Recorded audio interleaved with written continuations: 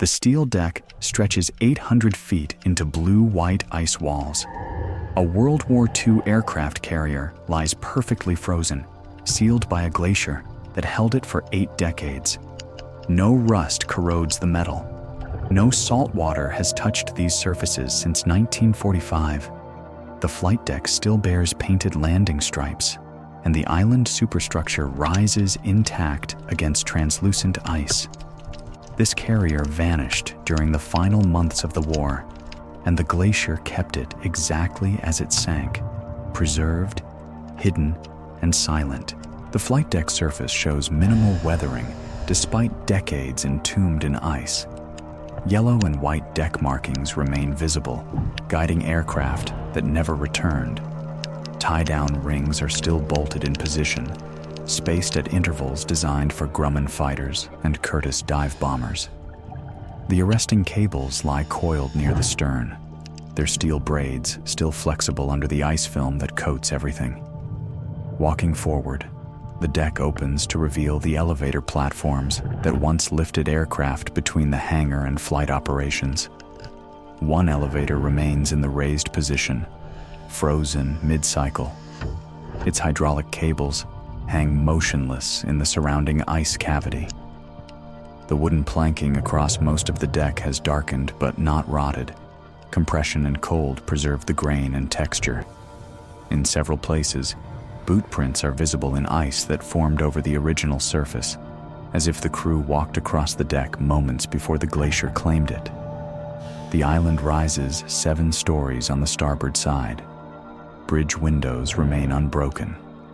The flight control tower at the top still has its observation glass intact, offering a view across the deck that no human eye witnessed for 79 years. Radio antennas extend upward, their wires locked in ice. A fabric windsock, torn but recognizable, hangs from a mast near the stern. Every detail suggests the ship was operating normally until the moment it wasn't. Descending through a deck hatch, the hangar bay opens into a cathedral of ice and steel. 12 aircraft sit exactly where the crew secured them.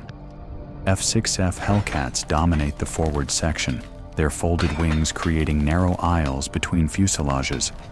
Each fighter still wears dark blue navy paint with white star insignia on the wings and fuselage. The propellers are locked in place, their blades showing no corrosion. Farther back, 4 TBF Avenger torpedo bombers occupy the wider spaces near the elevator shaft. Their larger frames required more clearance, and the hangar crew left tool carts and fuel cans positioned around them. One Avenger has its bomb bay doors partially open, revealing the torpedo cradle inside. The weapon itself is absent, either removed before the sinking or stored elsewhere in the ship. Ice encases the aircraft unevenly. Some sections remain clear enough to see through cockpit canopies. Control sticks are visible inside. Instrument panels show frozen needles on altitude and fuel gauges. In one Hellcat, a flight jacket hangs over the seat back, its leather stiff with cold. Squadron markings on the aircraft match records of Carrier Air Group 17, assigned to escort duty in the North Atlantic during late 1945. Ammunition crates line the hangar walls. 50 caliber rounds for the Hellcat wing guns remain in their belts, coiled in metal containers. The ladder to the bridge ascends through ice-lined shafts. Handrails are slick but intact. Emerging onto the bridge level, the command center reveals itself as a frozen snapshot of wartime operations. The helm wheel stands centered before the forward windows. Compass housings and engine telegraph controls are positioned within arm's reach of where the helmsman would have stood. The telegraphs are set to all stop, suggesting the engines were deliberately shut down before the ship was abandoned. Navigation tables occupy the rear section of the bridge. Charts of the Greenland coast and Denmark Strait are pinned flat, their edges weighted with brass instruments. Pencil lines mark a course heading northwest from Iceland toward the Arctic ice margin. Notations in the margins indicate time, speed, and position fixes. The last entry shows a date in November 1945, weeks after the war in Europe ended, but during the continued tension with Soviet forces in the North Atlantic. The radio room adjoins the bridge through a narrow door. Equipment racks line both walls, filled with transmitters and receivers that still have their vacuum tubes in place. Headsets hang from hooks. A logbook lies open on the operator's desk, its pages brittle but readable. The final logged transmission mentions rendezvous coordinates and uses a coded identifier that matches classified convoy operations. Below the main deck, the corridors narrow into passages lined with berthing compartments. Bunks are stacked 3 high, each with a thin mattress and wool blanket. The fabric has frozen stiff, and the blankets remain pulled up on some bunks, as if crew members had just risen for duty. Sea bags hang from hooks at the end of each row, their canvas exteriors coated in frost. The mess hall occupies a larger compartment amidships. Tables are bolted to the deck, benches on either side. Metal trays sit on several tables, still holding the remnants of a meal. Potatoes, some kind of meat, and bread, all reduced to frozen shapes that barely resemble food. Tin cups stand upright next to the trays. The galley adjoining the mess shows pots on cold stoves and utensils in sinks, suggesting the crew ate their last meal and never returned to clean up. A rec room near the stern contains scattered personal items. Playing cards are spread on a table, face up in the middle of a hand. A harmonica lies on a bench. Paperback novels with warped covers are stacked in a makeshift shelf. Titles include mysteries and westerns popular in the mid-1940s. Letters are tucked into some of the books, their envelopes addressed to sailors with names and hometowns from across the United States. One letter, partially visible through its torn envelope, mentions Christmas plans and asks when the sailor expects to return home. He never did. In the enlisted quarters, lockers stand open.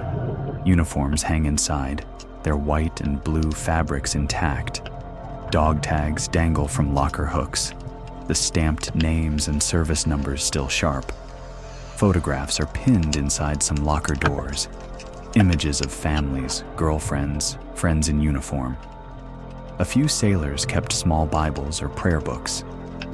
One locker contains a sketchbook filled with pencil drawings of the ship, the sea, and portraits of fellow crew members. The artist signed each page with initials, but no full name.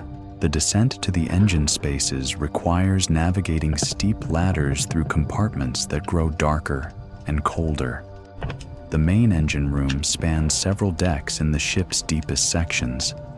4 massive turbines once generated the power to move 27,000 tons of steel through the ocean. Now they sit frozen and silent, their casings covered in ice formations that grew as seawater flooded the space and temperatures dropped. Valves throughout the engine room are open. Hatches that should have been sealed during damage control are unlatched. Piping shows ruptures near the hull, suggesting the ship took on water rapidly through breaches below the waterline.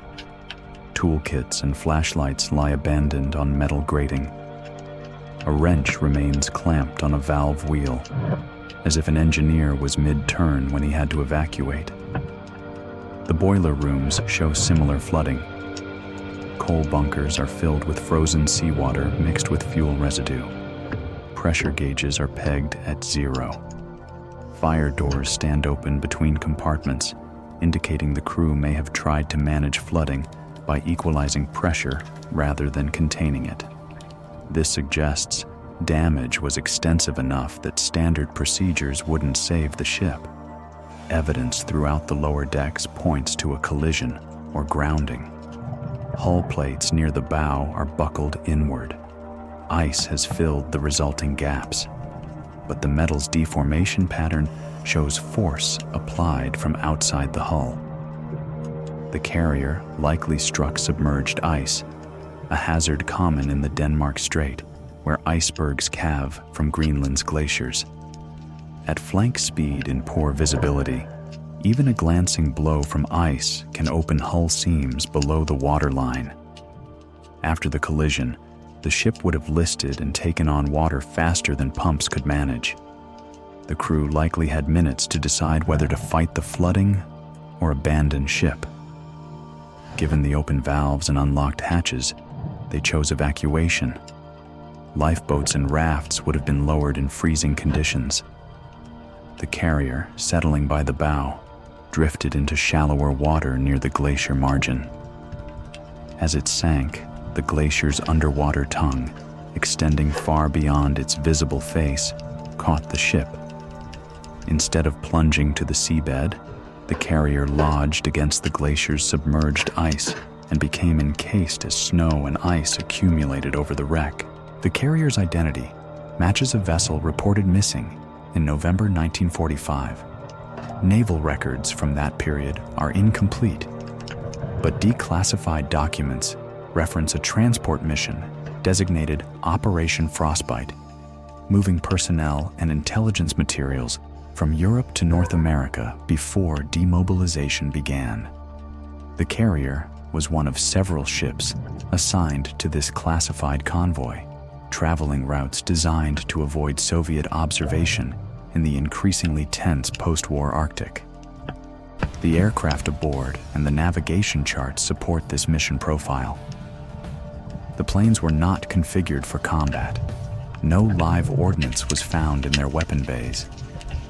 Instead, they served as cargo, or were being ferried back to the United States for decommissioning. The crew size, estimated from bunks and personal effects, suggests the ship was operating with a reduced complement, another indication of a transport rather than combat role. Historians believe the carrier was carrying more than just aircraft. Secure storage compartments near the bridge contain filing cabinets and document cases, though accessing their contents requires more invasive techniques than current preservation protocols allow. The presence of these compartments, combined with the mission's classification level, suggests intelligence documents or personnel with sensitive knowledge were aboard. Some researchers speculate the ship evacuated cryptographers, scientists, or captured German technology before Soviet forces could claim them. The glacier preserved the carrier in a state that no ocean wreck could match. Salt water would have corroded the steel, collapsed the decks, and scattered debris across the seabed. Instead, the ice maintained structural integrity and protected every artifact from degradation. When climate warming caused the glacier to retreat, the wreck emerged from its ice tomb, looking almost as it did the day it sank. The exposure is recent. Satellite imagery shows the glacier margin covering this area as late as 2019. Within 5 years, melting opened the cavity that now reveals the flight deck and allows access to interior spaces. The wreck represents a rare combination of preservation and historical significance. Few World War II carriers remain intact anywhere. Most were scrapped, sunk as targets, or lost in battles that broke them apart.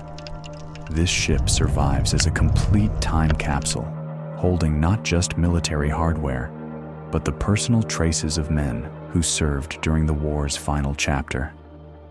Their letters, photographs, and belongings tell a more immediate story than any archive can provide. The glacier continues to retreat. Each season exposes more of the hull. Eventually, the ice will melt enough that the carrier rests on bedrock rather than frozen support. When that happens, preservation becomes more difficult. Steel exposed to air begins to rust. Ice that currently seals compartments will thaw, allowing moisture and organisms to enter spaces that have been sterile for decades.